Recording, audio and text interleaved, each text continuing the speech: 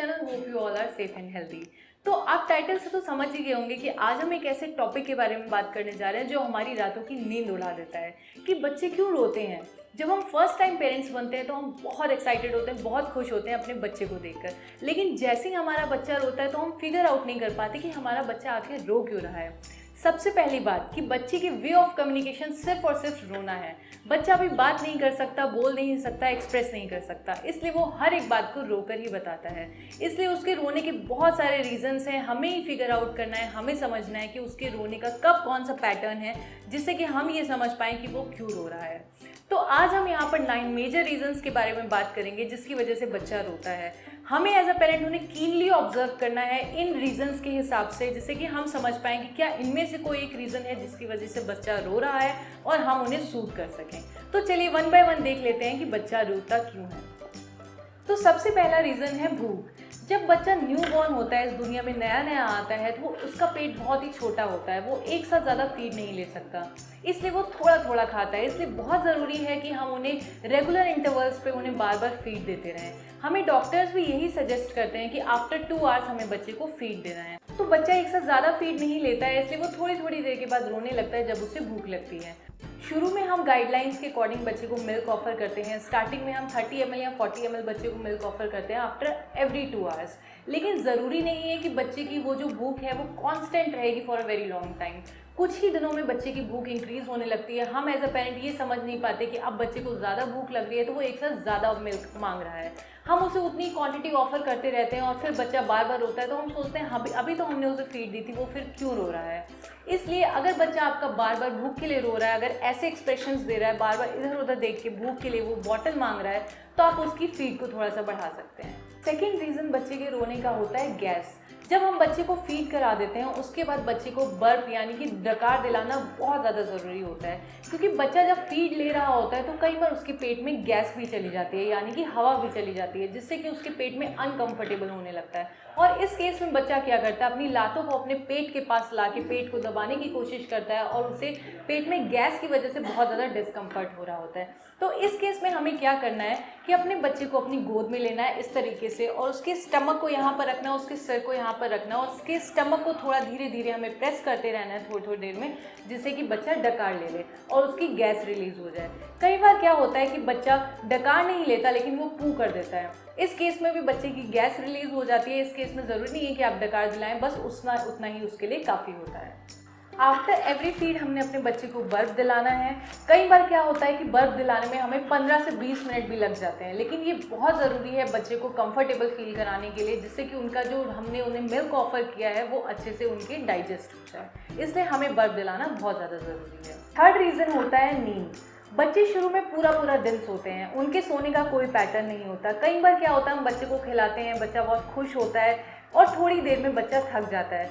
कई बार बच्चा बहुत ज़्यादा नींद में आ चुका होता है, थक चुका होता है, लेकिन इतना ज़्यादा थकान की वजह से उसे नींद नहीं आ पाती है, तो वो हमारा सपोर्ट चाहता है। इस केस में बच्चा अपनी आंखें मलने लगता है और यौन करने लगता है। इस केस में हमें अपने बच्चे को अपनी गोद में लेना है, उसे थोड़ा सा कडल करना है, उसे थोड़ा सा घुमाना है और अपनी वार्मथ देनी है, जिससे कि उसे कंफर्टेबल फील हो और वो आराम से सो सके। फोर्थ पॉइंट है डायपर रैश।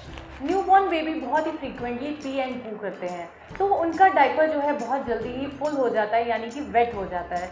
बच्चे पू भी बहुत फ्रीक्वेंटली करते हैं, इसलिए हमें उनका डायपर बार बार चेक करते रहना चाहिए कि उन्होंने पू ना कर दिया हो। इस केस में बच्चों को रैश होने के चांसेस बहुत ज़्यादा बढ़ जाते हैं। और जब बच्चे पी भी करते रहते हैं तो कई बार उनका डायपर बहुत ज़्यादा जल्दी वेट हो जाता है, इसलिए हमें उनके डायपर को चेक करते रहना चाहिए और टाइमली चेंज कर देना चाहिए। अदरवाइज उन्हें रैशेज हो जाएंगे और वो अनकंफर्टेबल होने की वजह से रोएंगे, इसलिए टाइमली उनका डायपर चेंज करना बहुत ज़रूरी है। हमारा नेक्स्ट पॉइंट है अनयूजुअल इन्वायरमेंट। कई बार क्या होता है, हम अपने किसी गेस्ट से मिलने चले जाते हैं, वहाँ पर उनको ऐसा इन्वायरमेंट मिलता है, कई सारे लोग इकट्ठे उसे खिलाने आ जाते हैं, उन्हें ऐसा इन्वायरमेंट मिलता है जिनमें वो डेली नहीं रहते या उनके डेली रूटीन से हटकर होता है, इसलिए वो अनकंफर्टेबल हो जाते हैं इतने सारे नए लोगों को देखकर।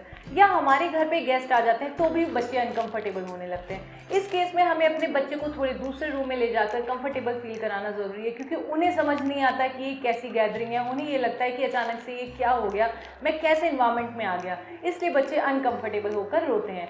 इस केस में भी उनका एक पैटर्न सेट हो जाता है, हमें इस पैटर्न को भी ध्यान देना है, जिससे कि हम नेक्स्ट टाइम उन्हें आराम से सूट करा सकें। हमारा नेक्स्ट पॉइंट है अटेंशन के लिए। कई बार क्या होता है, हमें इतने सारे काम होते हैं, हम अपने काम में बिजी हो जाते हैं और अपने बच्चे को अटेंशन नहीं दे पाते। लेकिन बच्चे बहुत ज़्यादा अटेंशन सीकर होते हैं। अगर हम बच्चे को थोड़ी देर भी अटेंशन ना दें तो वो बहुत परेशान हो जाते हैं और हमारी अटेंशन के लिए रोते हैं। इस केस में बच्चे का रोने का पैटर्न ये होता है कि वो लगातार नहीं रोते, थोड़ी देर रोते हैं, फिर हमारे लिए वेट करते हैं कि हम आएँ और उन्हें अटेंशन दें। इस केस में बच्चे का रोना बहुत ज़्यादा प्रोमिनेंट हो जाता है, तो हमें इस चीज़ को भी ध्यान देना और बच्चे को सूद कराना है। नेक्स्ट पॉइंट है इलनेस या बीमारी। कई बार ऐसा होता है कि हम अपने बच्चे को फीड भी करा चुके हैं, उन्हें कडल भी करा रहे हैं, उन्हें घुमा फिरा भी रहे हैं, फिर भी बच्चा रोता ही जा रहा है, वो चुप ही नहीं हो रहा। इस केस में ऐसी पॉसिबिलिटी है कि बच्चे को अंदर कोई बीमारी हो, उसका फीवर भी ज़रूर आप चेक कर लीजिए।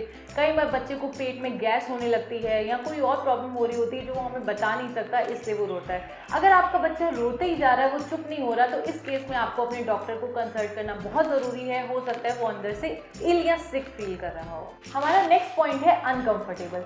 कई बार क्या होता है कि हम जब बच्चे को कोई कपड़ा पहनाते हैं तो वो उन्हें टाइट लगता है या उन्हें कंफर्टेबल नहीं लगता, तो इस केस में भी बच्चा परेशान होकर रोने लगता है। हमेशा याद रखिए, कोई भी नया कपड़ा जब आप अपने बच्चे को पहनाएं तो हमेशा वॉश कर कर पहनाएं।